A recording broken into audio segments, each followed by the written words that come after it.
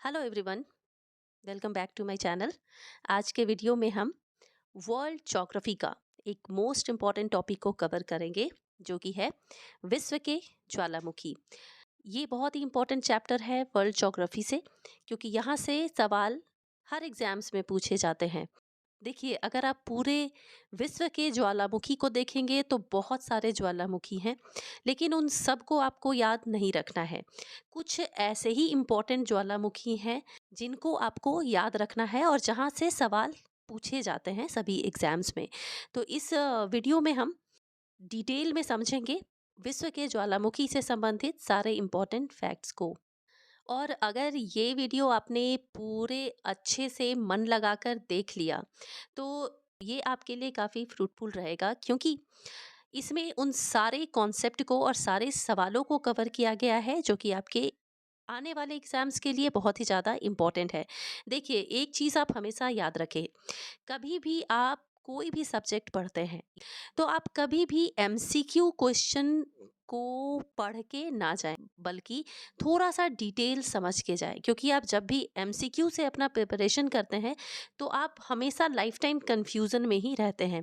पहले आप concept clear कर लें और उसके बाद एमसीक्यू को सॉल्व करें। तो इस वीडियो में मैंने कोशिश की है कि आपके सारे कॉन्सेप्ट को क्लियर किया जाए और उसके साथ में उन सारे सवालों को भी इसमें शामिल किया गया है जो कि आपके एग्जाम्स में पूछे जाते हैं और आगे पूछे जाने की बहुत ज़्यादा संभावना है।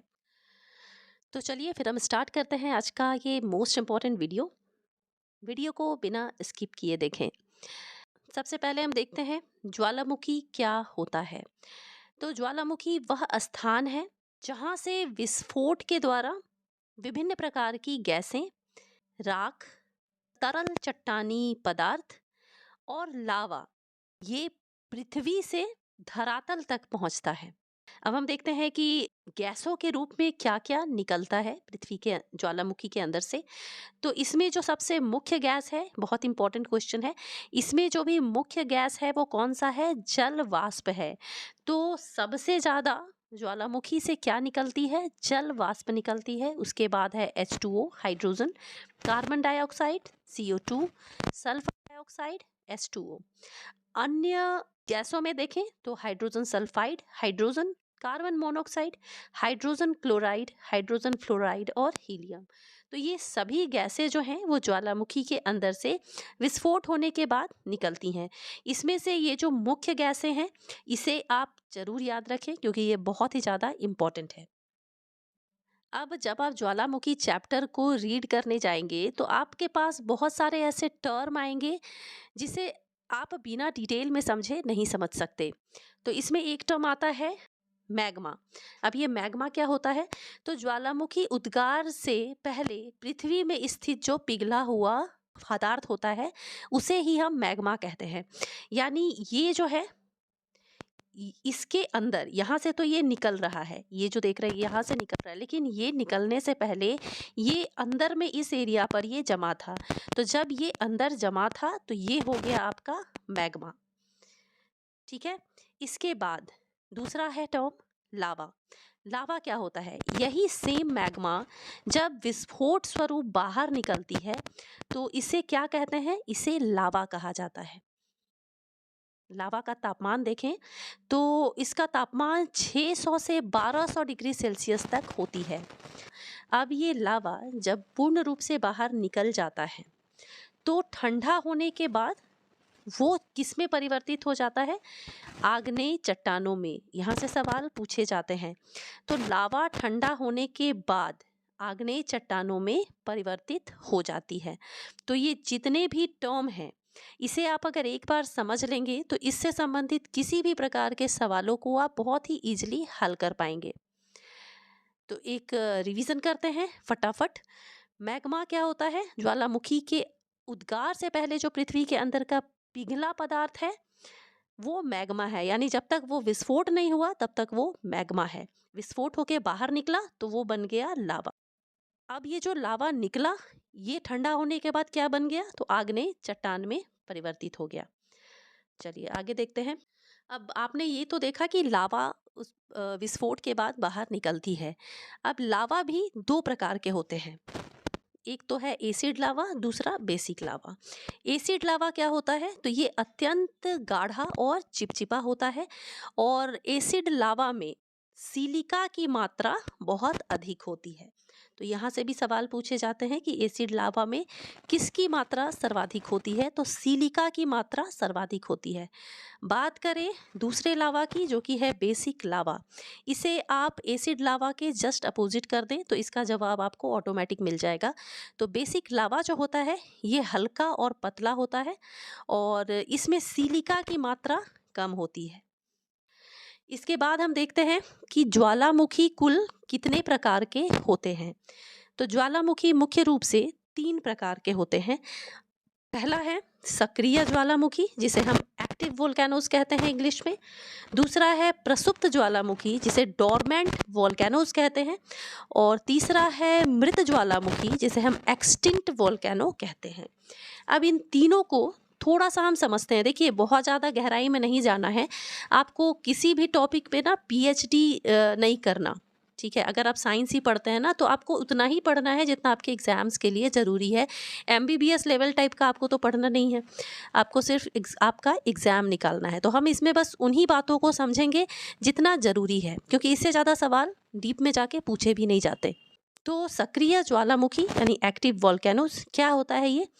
तो इस प्रकार के जो ज्वालामुखी होते हैं, इसमें विस्फोट और उद्भेदन होता ही रहता है, यानी ये हमेशा एक्टिव रहते हैं। ये इसके नाम से ही समझ में आ रहा होगा, ये हमेशा एक्टिव रहते हैं। और इसका जो मुख है ज्वालामुखी का, जो ये मान लीजिए ये ज्वालामुखी है, इसका जो ये मुख है ये हमेशा ही ओपन रहता है। तो ये इसको कहते हैं एक्टिव वोल्केनोज। तो इसके नाम से ही आप समझ सकते हैं कि इसमें प्रायः विस्फोट और उद्भेदन होता ही रहता है।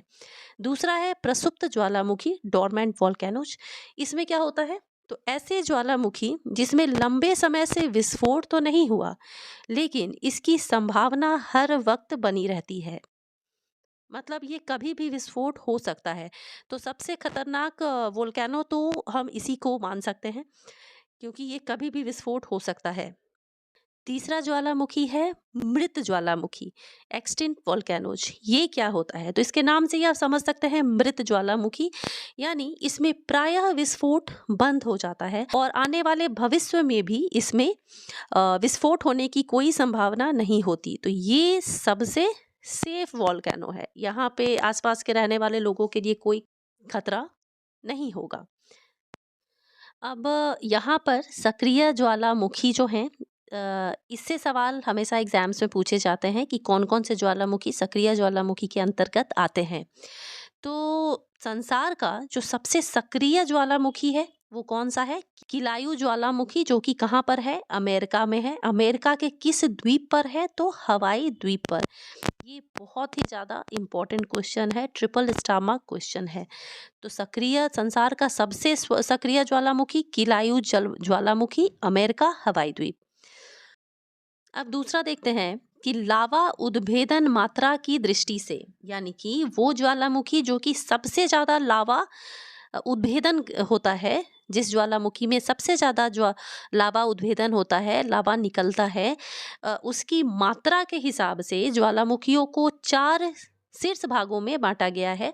तो इसमें सबसे पहले तो है किलायु ज्वालामुखी, जो कि अमेरिका में है। उसके बाद है माउंट एटना, पीटनडीला, फार्नेस और न्यायमुरा गिरा।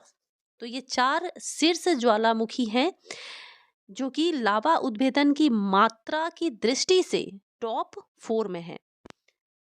अब हम सक्रिय ज्वालामुखी के अंतर्गत आने वाले कुछ ज्वालामुखियों को डिटेल में पढ़ेंगे, क्योंकि यहीं से सवाल पूछे जाते हैं।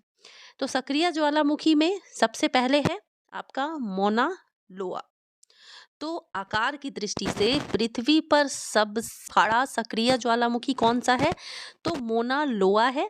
कहाँ पर है ये? तो हवाई द्वीप, यूएसए में है, और ये एक सक्रिय ज्वालामुखी है। दूसरा सक्रिय ज्वालामुखी कौन सा है? Mount Etna. अब ये माउंट एटना जो है ये कहाँ पर है? तो इटली देश में है। इटली देश के सिसिली द्वीप पर स्थित है माउंट एटना ज्वालामुखी। इसकी ऊंचाई देखें तो 3350 मीटर है और इसका क्षेत्रफल है 1190 वर्ग किलोमीटर। ये जितनी भी बातें आपको बताई जा रही हैं ये मोस्ट मोस्ट इम्पॉर्टेंट है, इसलिए वीडियो को बिना स्किप किए देखें, क्योंकि अगर आप एक बार इस वीडियो को देख लेंगे तो इसके बाद आपको किसी अन्य वीडियो को देखने की ज़रूरत नहीं पड़ेगी। थर्ड सक्रिय ज्वालामुखी है तो ओजोस डेल सलाडो किस स्थान पर है? तो ये दो स्थानों पर है। ये है चिली में और अर्जेंटीना की सीमा पर। इसकी खासियत क्या है? तो ये विश्व का सबसे ऊंचा सक्रिय ज्वालामुखी है। सबसे ऊंचा पूछा जाए तो ओजोस डेल सलाडो, इसकी ऊंचाई है 6893 मीटर और ये एक सक्रिय ज्वालामुखी है। चौथा है माउंट एरिबस। ये कहाँ पर स्थित है? तो अंटार्कटिक के रास द्वीप पर और ये भी एक सक्रिय ज्वालामुखी है। इसके बाद आता है फ्यूजियामा ज्वालामुखी जो कि जापान में है, ये भी एक सक्रिय ज्वालामुखी है। नेक्स्ट है माउंट मेरापी, स्थान है इंडोनेशिया। भारत में भी एक सक्रिय ज्वालामुखी है, कहाँ पर है? तो अंडमान निकोबार के बैरन द्वीप पर स्थित है। तो ये सभी मोस्ट इम्पोर्टेंट है। तो ये सारे जितने भी ज्वालामुखी थे ये सक्रिय ज्वालामुखी के उदाहरण थे और ये सभी मोस्ट इम्पॉर्टेंट है। सभी का नाम आपको पता होना बिल्कुल ज़रूरी है अगर आप एग्ज़ाम में सेलेक्ट होना चाहते हैं तो। नेक्स्ट है प्रसुप्त ज्वालामुखी। अब प्रसुप्त ज्वालामुखी में क्या होता है? तो इस प्रकार के ज्वालामुखी में दीर्घकाल से विस्फोट नहीं हुआ लेकिन इसकी संभावना बनी रहती है। उदाहरण क्या है? तो उदाहरण में विसुवियास ज्वालामुखी, कहाँ पर? तो इटली में। दूसरा प्रसुप्त ज्वालामुखी है माउंट सेंट हेलेस ज्वालामुखी जो कि यूएसए में है और यहाँ एक मोस्ट इम्पॉर्टेंट पॉइंट है कि माउंट सेंट हेलेस ज्वालामुखी को द फ्यूजी ऑफ अमेरिका भी कहा जाता है। तो ये उदाहरण थे प्रसुप्त ज्वालामुखी के। अब हम देखते हैं एक और मोस्ट इम्पॉर्टेंट ज्वालामुखी जो कि है स्ट्रोम्बली ज्वालामुखी। अब इसकी खासियत देखते हैं। तो ये एक जागृत ज्वालामुखी है और ये कहाँ पर स्थित है? तो भूमध्य सागर में लिपारी द्वीप पर ये स्थित है। किस देश में है ये? तो इटली में है। Most important. अब हम देखते हैं कि जागृत ज्वालामुखी क्या होता है। तो इसमें हर समय प्रज्वलित गैसें निकलती रहती हैं, जैसा कि हमने फर्स्ट पेज में ही देखा कि जब भी ज्वालामुखी निकलती है तो उसमें विभिन्न प्रकार की गैसें हमेशा निकलती रहती हैं। लेकिन ये जो जागृत ज्वालामुखी है इसमें प्रज्वलित गैसें निकलती रहती है, मतलब ऐसी गैसें जिसमें से लाइट निकलती हैं, जिसके कारण इसके आसपास का जो क्षेत्र होता है वो हमेशा प्रकाशमान होता है। स्ट्रोम्बली ज्वालामुखी को भूमध्य सागर का प्रकाश स्तंभ भी कहते हैं। तो यहाँ से सवाल डायरेक्टली पूछे जाते हैं कि भूमध्य सागर का प्रकाश स्तंभ किसे कहा जाता है? तो ये किसे कहा जाता है? स्ट्रोम्बली ज्वालामुखी को। कहाँ पर है? इटली देश में है। किस द्वीप पर है? तो लिपारी द्वीप पर है। किस सागर में है? भूमध्य सागर में है। बस इतना आप अगर याद कर लेते हैं तो आपको चीज़ें बहुत आसानी से याद रहेंगी। नेक्स्ट देखते हैं मृत ज्वालामुखी, जिसे इंग्लिश में हम बोलते हैं एक्सटिंक्ट वोल्केनोज। तो इस प्रकार के ज्वालामुखी में विस्फोट प्रायः बंद हो जाते हैं और भविष्य में विस्फोट होने की संभावना भी नग्न होती है। अब ये मृत ज्वालामुखी के बहुत सारे उदाहरण हैं। इसमें देखिए अफ्रीका में है कुलाल और किलीमंजारो। नेक्स्ट है चिम्बराजो ज्वालामुखी जो कि इक्वाडोर देश में है। पोपा ज्वालामुखी म्यांमार में। दाम बंद ज्वालामुखी ईरान और कोह सुल्तान ज्वालामुखी पाकिस्तान। ये जितने भी एग्जाम्पल हैं ये मृत ज्वालामुखी के एग्जाम्पल हैं। अब ये जो मृत ज्वालामुखी है इसमें सबसे इम्पोर्टेंट जो ज्वालामुखी है वो है किलीमंजारो ज्वालामुखी। ये कहाँ पर है? तो ये तंजानिया के उत्तर पूर्वी भाग में है। इसका पूर्व नाम कुछ और था। इसका पूर्व नाम था कैंसर विल्हेम स्पिट्ज, इसका पूर्व नाम था। अब यहाँ एक हम इम्पोर्टेंट पॉइंट और देखेंगे। देखिए मैक्सिमम लोगों को तो यही पता है कि ज्वालामुखी उद्गार जो होता है वो पृथ्वी पर ही होता है, लेकिन बहुत कम लोगों को ये पता है कि ज्वालामुखी उद्गार जो है वो महासागरों में भी होता है, समुद्र के अंदर भी होता है। यानी कि बहुत सारे वैज्ञानिकों का ये कहना है कि धरती का जो 80% ज्वालामुखी उद्गार होता है वो महासागरों में होता है।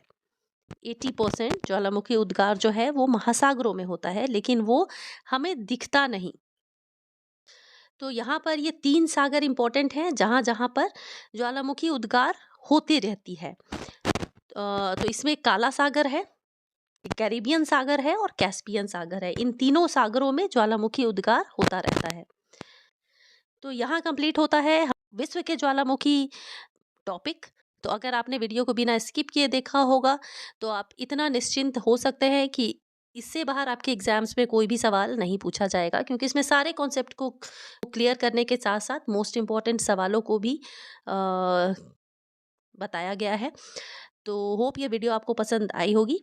तो मिलती हूँ अपने नेक्स्ट वीडियो में एक और मोस्ट इम्पॉर्टेंट टॉपिक के साथ। टिल देन आप पढ़ाई करते रहें।